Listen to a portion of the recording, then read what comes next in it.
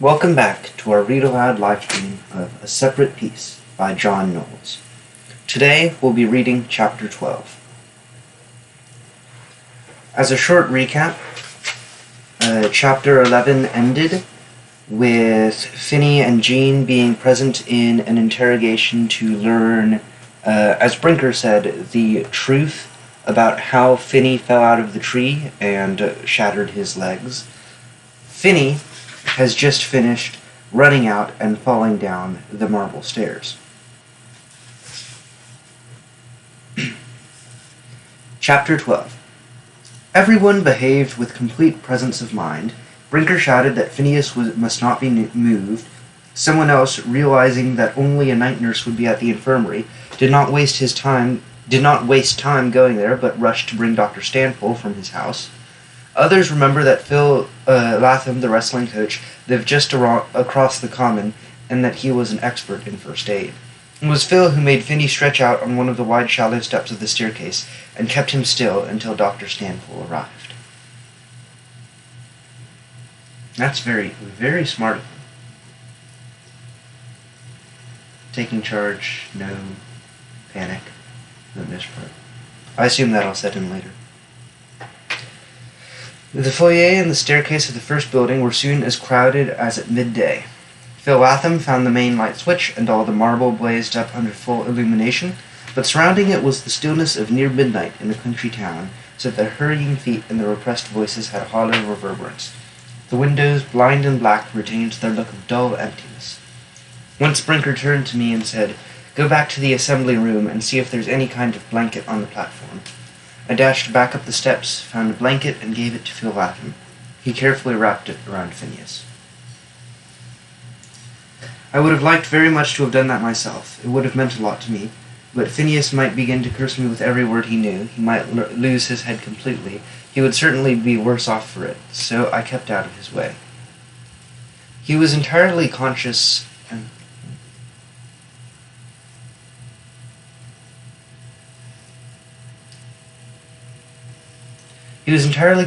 from the glimpses I caught of his face, seemed to be fairly calm. Everyone behaved with complete presence of mind, and that included Phineas. When Dr. Stanpole arrived, there was silence on the stairs. Wrapped tightly in his blanket, with light flooding down on him from the chandelier, Finney lay isolated at the center of a tight circle of faces. The rest of the crowd looked on from above or below the stairs, and I stood on the lower edge. Behind me, the foyer was now empty. After a short, silent examination, Dr. Stanpole had a chair brought from the assembly room, and Finney was lifted cautiously into it. People aren't ordinarily carried in chairs in New Hampshire, and as they raised him up, he looked very strange to me, like some tragic and exalted personage, a stricken pontiff. Sort of like how he seems like a alien with his smoothness of gait and confidence, but now struck down.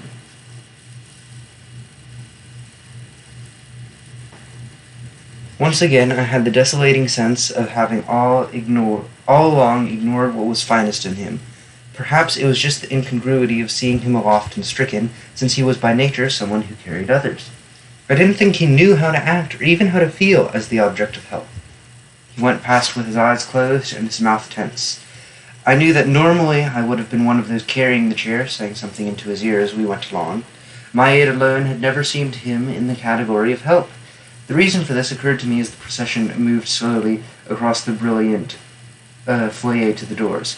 Phineas had thought of me as an extension of himself. Dr. Stanpole stopped near the doors, looking for the light switch. There was an interval of a few seconds when no one was near him. I came up to him and tried to phrase my question, but nothing came out. I couldn't find the word to begin. I was torn irreconcilably between is he and what is, when Dr. Stanpole, without appearing to notice my tangle, said conversationally, "It's the leg again. Broken again, but a much cleaner break, I think. Much cleaner. A simple fracture." He found the light switch, and the foyer was plunged into darkness. Clean break. Outside, the doctor's car was surrounded by boys while Finney was being lifted inside it by Phil Latham. Phil and Dr. Stanpool then got into the car and drove slowly away, the headlights forming a bright parallel as they receded down the road, and then swinging into another parallel at right angles to the first as they turned into the infirmary driveway. The crowd began to thin rapidly. The faculty had last heard that something was amiss in the night, and several alarmed and alarming masters materialized in the darkness and ordered the students back to their dormitories. Mr. Ludsbury loomed abruptly out of a background of shrubbery. "Get along to the dormitory, Forrester," he said, with a dry certainty in my obedience, which suddenly struck me as funny, definitely funny, since it was beneath his dignity to wait and see that I actually followed his orders. Order I was by not budging free of him a moment later.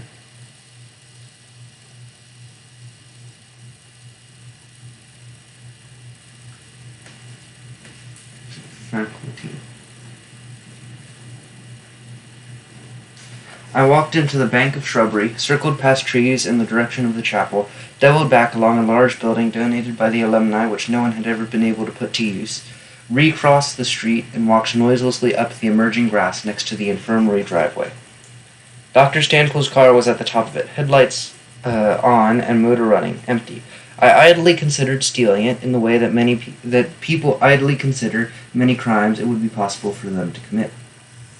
I took an academic interest in the thought of stealing the car, knowing all the time that it would be not so much criminal as meaningless, a lapse into nothing, an escape into nowhere. As I walked past it, the motor was throbbing with wheezy reluctance. Prep school doctors don't own very desirable getaway cars. John Knowles. Ludsbury. I remember thinking to myself, and then I turned the corner of the building and began to creep along behind it. There was only one window lighted at the far end, and opposite it I found some thin shrubbery which provided enough cover for me to study the window. It was too high for me to see directly into the room, but after I made sure that the ground had softened enough so that I could jump without making much noise, I sprang as high as I could, and had a flashing glimpse of a door at the other end of the room, opening onto the corridor. I jumped again. Someone's back. Again, nothing new. I jumped again and saw a head and shoulders partially turned away from me. Phil Latham's. That was the ring. The ground was too damp to sit on, so I crouched down and waited. So Jean sneaks peek into the window.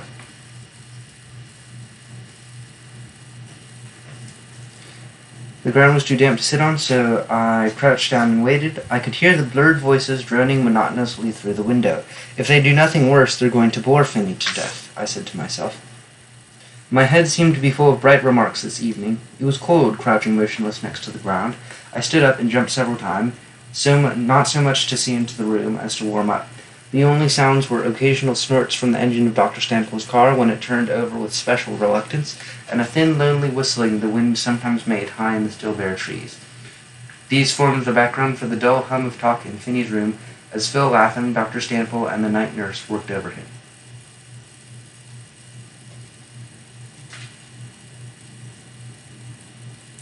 What could they be talking about? The night nurse had always been the biggest windbag in the school. Miss Windbag, R.N. Phil Latham, on the other hand, hardly ever spoke. One of the few things he said was, "Give it the old college try." He thought of everything in terms of the old college try, and he had told students to attack their studies, their sports, religious waverings, sexual maladjustments, physical handicaps, and a constellation of other problems with the old college try. I listened tensely for his voice. I listened so hard that I nearly differentiated it from the others, and it seemed to be saying, "Finney, give that bone the old college try." I was quite a card tonight myself. I assume that means jokester. That's probably some type of old saying.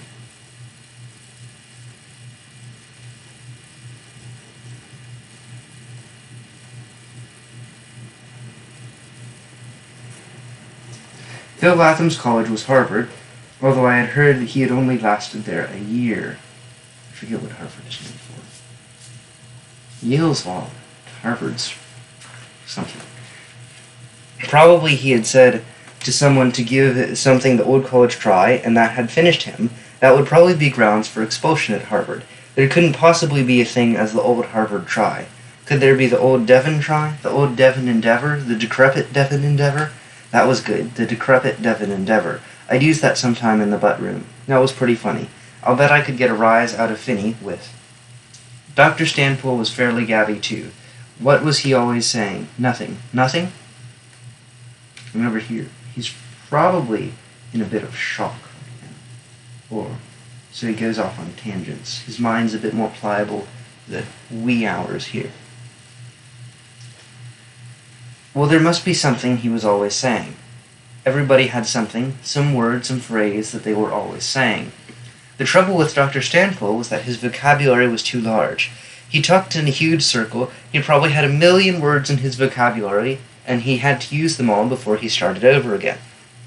It's probably the way they were talking in there now. Dr. Stanpool was working as fast as possible around his big circle. Miss Winbag was gasping out something or other all the time, and Phil Latham was saying, "Give her the old college try, Finney." Phineas, of course, was answering them only in Latin.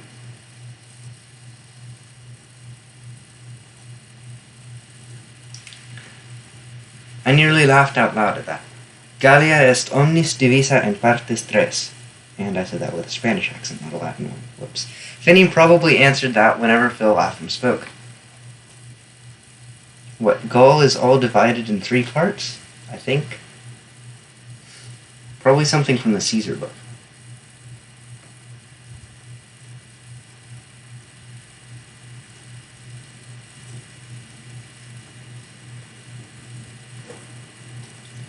Phil Latham would look rather blank at that.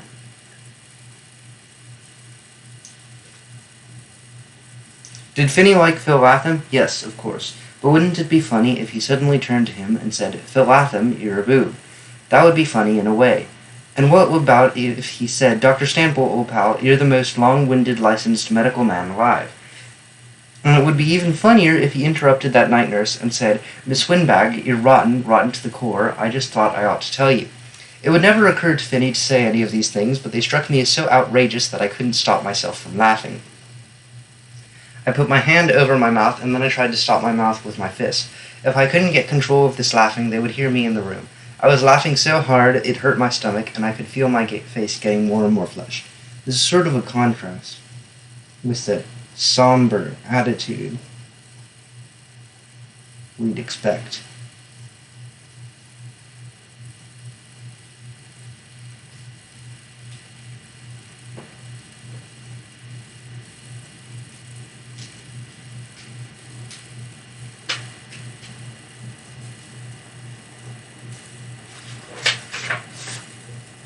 I dug my teeth into my fist to try and gain control, and then I noticed that there were tears all over my hand. The engine of Dr. Stanpool's car roared exhaustedly, the headlights turned in an erratic arc away from me, and then I heard the engine laboriously recede into the distance, and I continued to listen until not only had it ceased, but my memory of how it sounded had also ceased. The light had gone out in the room, and there was no sound coming from it. The only noise was the peculiarly bleak whistling of the wind through the upper branches. There was a street light behind me somewhere through the trees, and the windows of the infirmary dimly reflected it. I came up close behind the window of Finney's room, found a foothold on a grating beneath it, straightened up so my shoulders were at a level with the windowsill.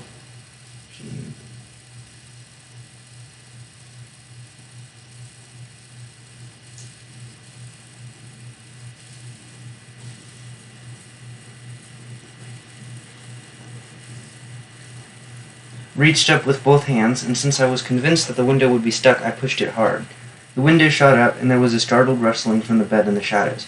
I whispered "Finney" sharply into the black room.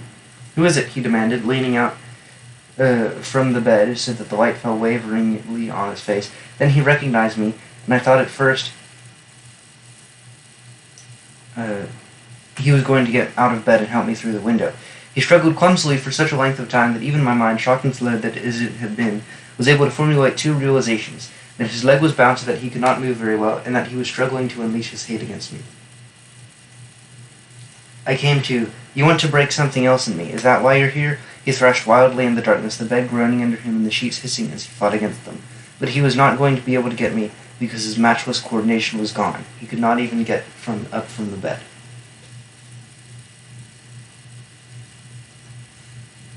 So Finney has gone a bit mad.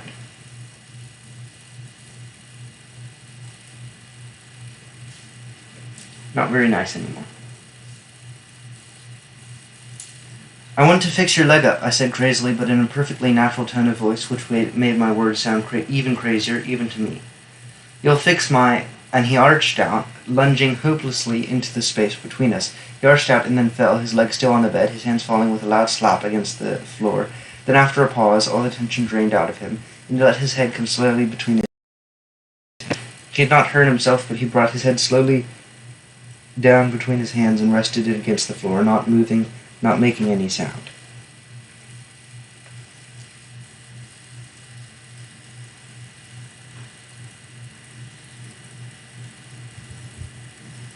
I'm sorry, I said blindly. I'm sorry. I had just enough control to stay out of his room, to let him struggle back into the bed by himself. I slid down from the window, and I remember lying on the ground staring up at the night sky, which was neither clear nor overcast. And I remember later walking alone down to a rather aimless road which leads past the gym to an old water hole. I was trying to cope with something that might be called double vision. I saw the gym in the glow of a couple of outside lights near it, and I knew, of course, that it was the Devon gym which I entered every day. It was, and it wasn't. There was something innately strange about it, as though there had always been an inner core to the gym which I had never perceived before, quite different from its generally accepted appearance. It seemed to,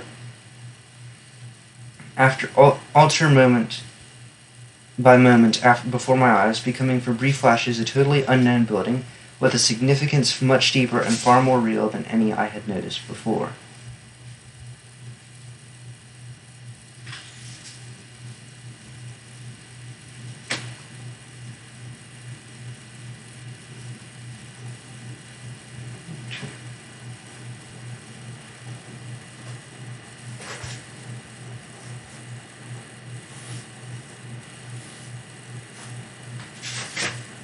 The same was true of the water hole, where unauthorized games of hockey were played during the winter. The ice was breaking up on it now, with just a few glazed islands of ice remaining in the center, and a fringe of hard surface glinting along the banks. The old trees surrounding it all were intensely meaningful, with a message that was very pressing and entirely indecipherable. Here the road turned to the left and became dirt. It proceeded along the lower ends of the playing fields, and under the pale night glow, the playing fields swept away from me in slight frosty undulations which bespoke meanings upon meanings, levels of reality I had never suspected before, a kind of thronging and epic grandeur which my superficial eyes and cluttered mind had been blind to before. There's a lot of descriptive words here.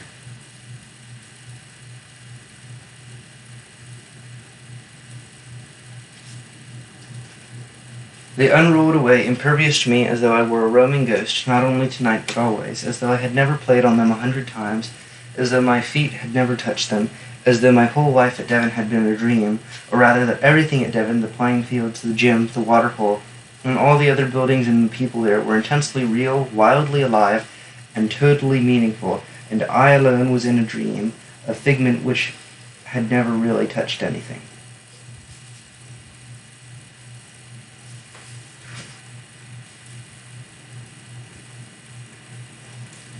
I felt that I was not, never had been, and never would be a living part of this overpoweringly solid and deeply meaningful world around me.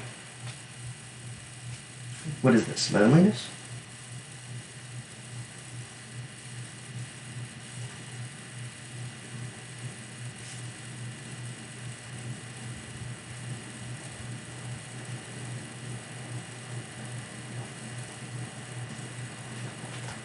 I reached the bridge which arches over the little Devon River, and beyond it the dirt track which curves toward the stadium.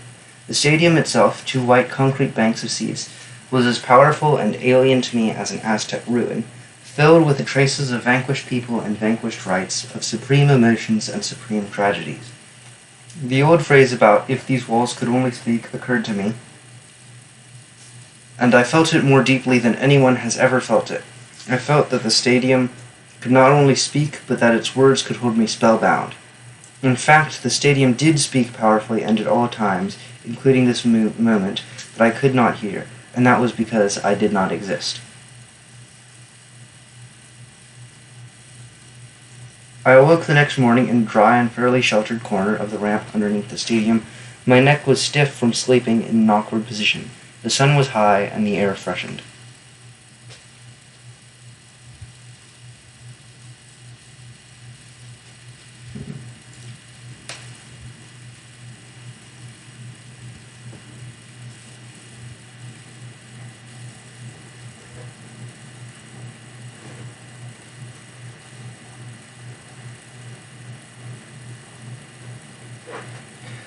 I walked back to the center of the school and had breakfast, and then went to my room to get a notebook, because this was Wednesday and I had a class at 9:10. But at the door of the room I found a note from Dr. Stanford. Please bring some of Finney's clothes and his toilet things to the infirmary. I took his suitcase from the corner, where it had been accumulating dust, and put what he would need into it. I didn't know what I was going to say at the infirmary. I couldn't escape a confusing sense of having lived through all of this before, Phineas in the infirmary and myself responsible. I seem to be less shocked by it now than I had the first time last August, when it had broken over our heads like a thunderclap in a flawless sky. There were hints of much worse things around us now, like a faint odor in the air, evoked by words like plasma and psycho and sulfa, strange words with endings like Latin nouns. The newsreels and magazines were choked with images of blazing artillery and bodies half sunk in the sand of a beach somewhere. We, members of the class of 1943, were moving very fast toward the war now, so fast that there were casualties even before we reached it. A mind was clouded and a leg was broken. Maybe these should be thought of as minor and inevitable mishaps in the accelerating rush. The air around us was filled with much worse things. So I guess as the war accelerates, so too sort of did their lives from this first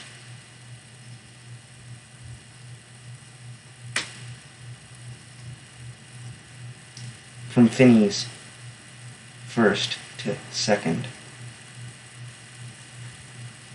injury. In this way I tried to calm myself as I walked with Finney's suitcase toward the infirmary. After all, I reflected to myself, people were shooting flames into caves and grilling other people alive. Ships were being torpedoed and dropping thousands of men in the icy ocean. Whole city blocks were exploding into flame in an instant.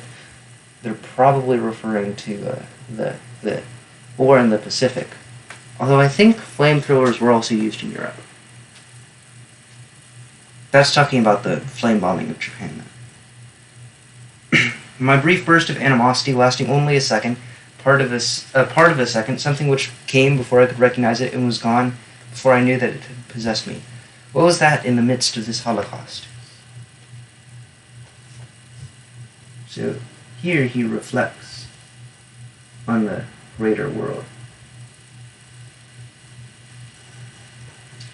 I reached the infirmary with Finney's suitcase and went inside. The air was laden with hospital smells, not unlike those of the gym, except that the infirmary lacked that sense of spent human vitality.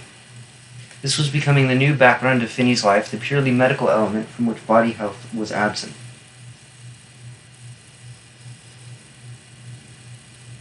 Sort of like the loss of child innocence. The corridor happened to be empty, and I walked along it in the grip of a kind of fatal exhilaration. All doubt had been resolved at last. There was a wartime phrase coming into style just then. This is it. And although it later became a parody of itself, it had a final, flat accuracy, which was all that could be said at certain times. This was one of the times. This was it. I knocked and went in. He was stripped to the waist, sitting in bed, leafing through a magazine. Carried my head low by instinct, and I had the courage for only a short glance at him before I said quietly, "I've brought your stuff. Put the suitcase on the bed here, will you?" The tone of his words fell dead center, without a trace of friendliness or unfriendliness, not interested, not bored, not energetic, and not languid.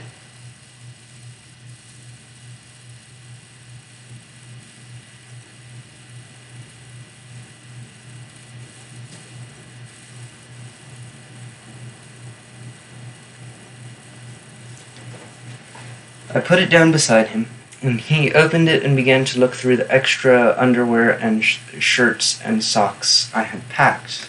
I stood precariously in the middle of the room, trying to find somewhere to look and something to say, wanting desperately to leave and powerless to do so. Phineas carefully went over his clothes, apparently very calm. But it wasn't like him to check with such care, not like him at all. He was taking a long time at it, and then I noticed that as he tried to slide a hairbrush out from under a flap, holding it in the case, his hands were shaking.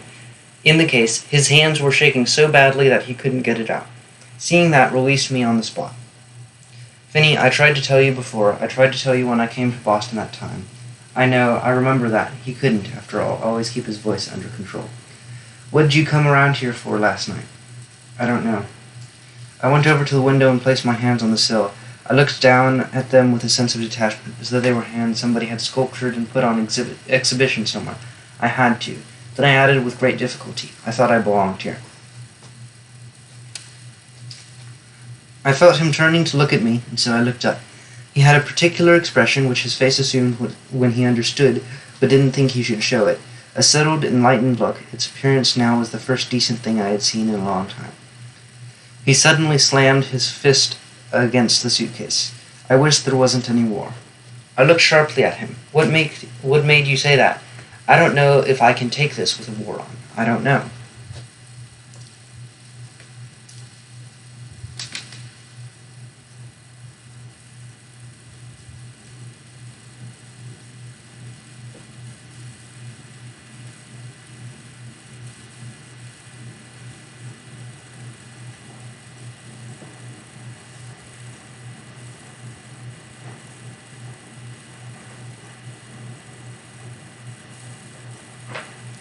"If you can take... What good are you in a war with a busted leg?" Is something?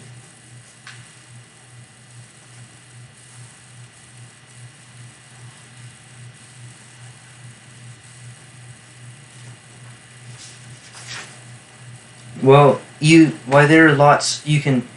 He bent over the suitcase again. "I've been writing to the Army and the Navy and the Marines and the Canadians, and everybody else all winter."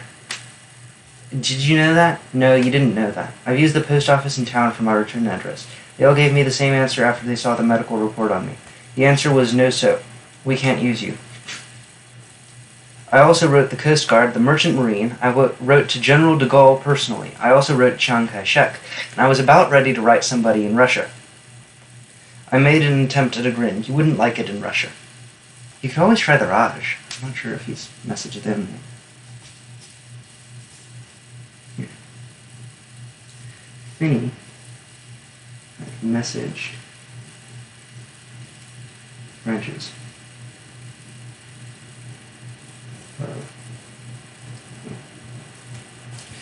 I'll hate it everywhere if I'm not in this war. Why do you think I kept saying there wasn't any war all winter? I was going to keep on saying it until 2 seconds after I got a letter from Ottawa or Chungking or someplace saying, 'Yes, you can enlist with us.'" A look of pleased achievement flickered over his face momentarily, as though he had really gotten such a letter. Then there would have been a war. So Finny doesn't like being left out.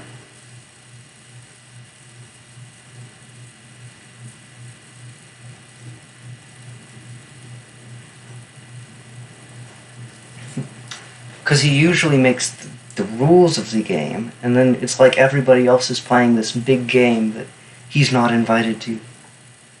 "Finny," my voice broke, but I went on, "Phineas, you wouldn't be any good in the war, even if nothing had happened to your leg." A look of amazement fell over him. It scared me, but I knew what I said was important and right.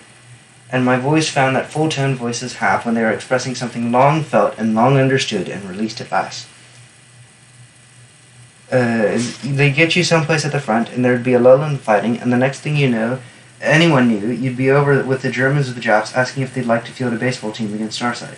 You'd be sitting in one of them command posts teaching them English.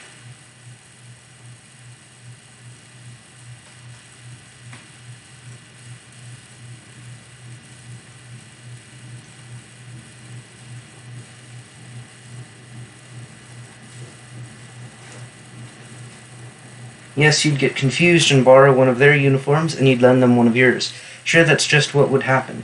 You'd get so scrambled up nobody would know who to fight anymore. You'd make a mess, a terrible mess, Finney, out of the war. His face had been struggling to stay calm as he listened to me, but now he was crying but trying to control himself. It was just some kind of blind impulse you had in the tree there. You didn't know what you were doing. Was that it? Yes, that was it. Oh, that was it. But how can you believe that? How can you believe that? I can't even make myself pretend that you could believe that. I do. I think I can believe that. I've gotten awfully mad sometimes and almost forgotten what I was doing. I think I believed you. I think I can believe that. Then that was it. Something just seized you. It wasn't anything you really felt against me. It wasn't some kind of hate you felt all along. It wasn't anything personal.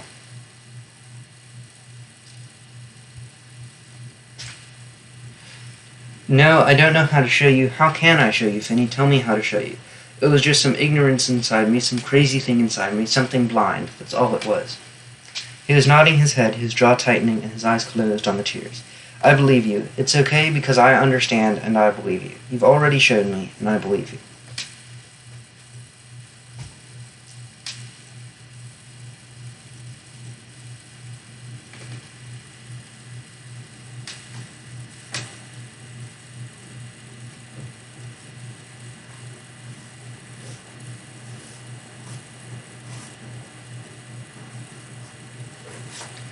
The rest of the day passed quickly. Dr. Stanpole had told me in the corridor that he was going to set the bone that afternoon.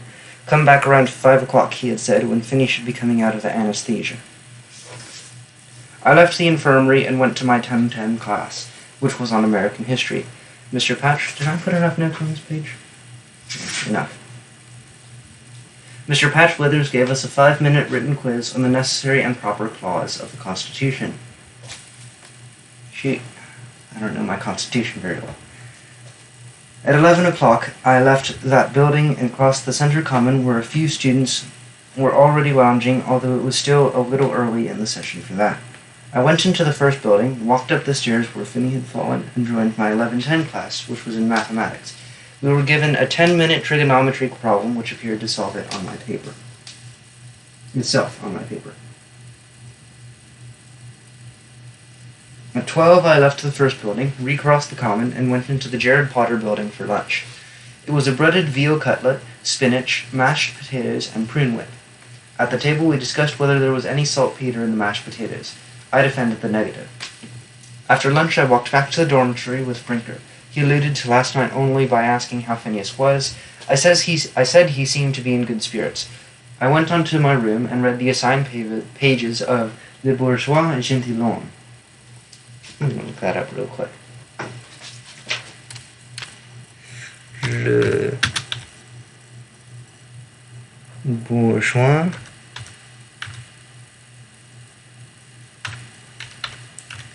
Gentilhomme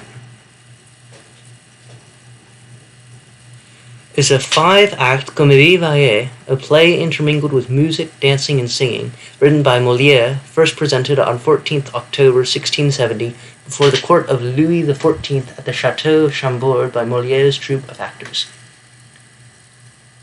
Let's see here. It satirizes attempts at social climbing and the bourgeois personality, poking fun both at the vulgar, pretentious middle class and the vain, snobbish aristocracy.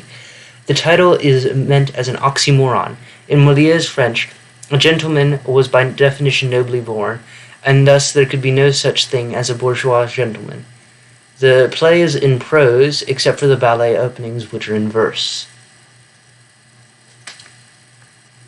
That's interesting.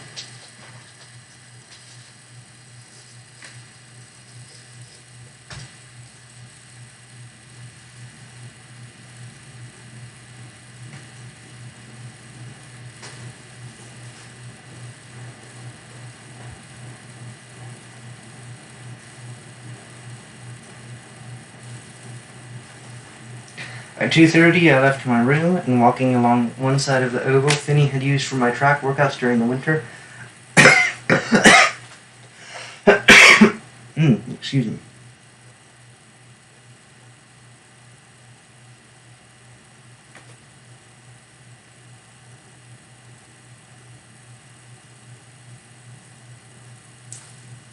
I reached the far common and beyond it the gym. I went past the trophy room, downstairs into the pungent air of the locker room, changed into my gym pants, and spent an hour wrestling.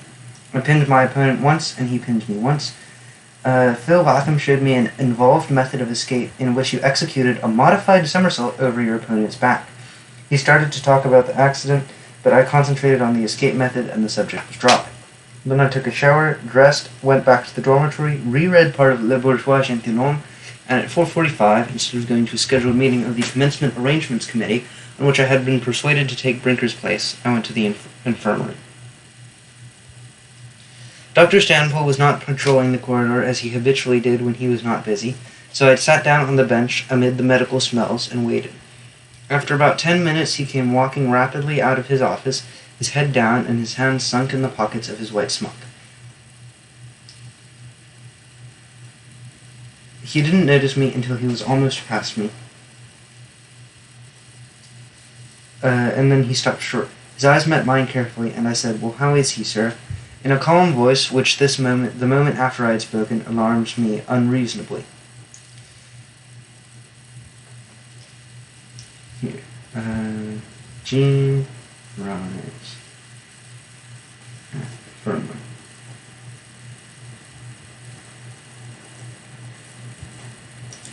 Dr. Stanpool sat down next to me and put his capable-looking hand on my leg. "This is something I think boys of your generation are going to see a lot of," he said quietly, "and I will have to tell you about it now. Your friend is dead." Finney died. He was incomprehensible. I felt an extremely cold chill along my back and neck. That was all. Dr. Stanpool went on talking incomprehensibly. It was such a simple, clean break. Anyone could have said it. Of course, I didn't send him to Boston. Why should I? He seemed to expect an answer from me, so I shook my head and repeated, "Why should you?" In the middle of it, his heart simply stopped, without warning. I can't explain it. Yes, I can. There is only one explanation. As I was moving the bone, some of the marrow must have escaped into his bloodstream and gone directly to his heart and stopped it. That's the only possible explanation, the only one. There are always risks. An operating room is a place where the risks are just more formal than in other places. An operating room and a war.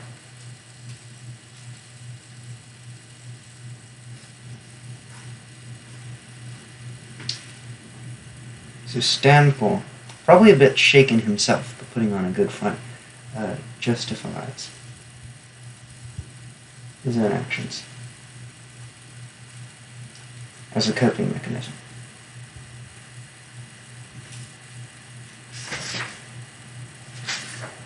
Now I noticed that his self-control was breaking up. Why did it have to happen to you boys so soon here at Devon? The marrow of his bone, I repeated aimlessly. This at last penetrated my mind. Phineas had died from the marrow of his bone, flowing down his bloodstream to his heart. I did not cry then or ever about Finney. I did not cry even when I stood watching him being lowered into his family's straight-laced burial ground outside of Boston.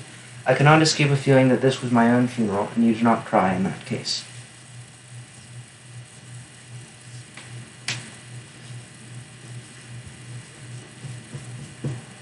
Straight-laced.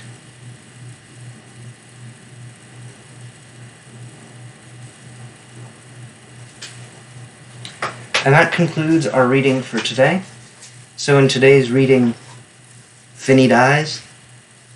And, well, that's about the whole of it. Thank you for joining us today. If I can get that to stick. There we go. As we read a separate piece by John Knowles.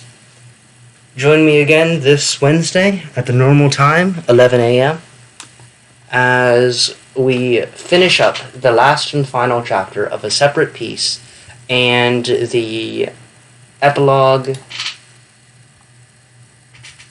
afterward and any other stuff he put at the end. Again, thank you for watching. And join us on Wednesday.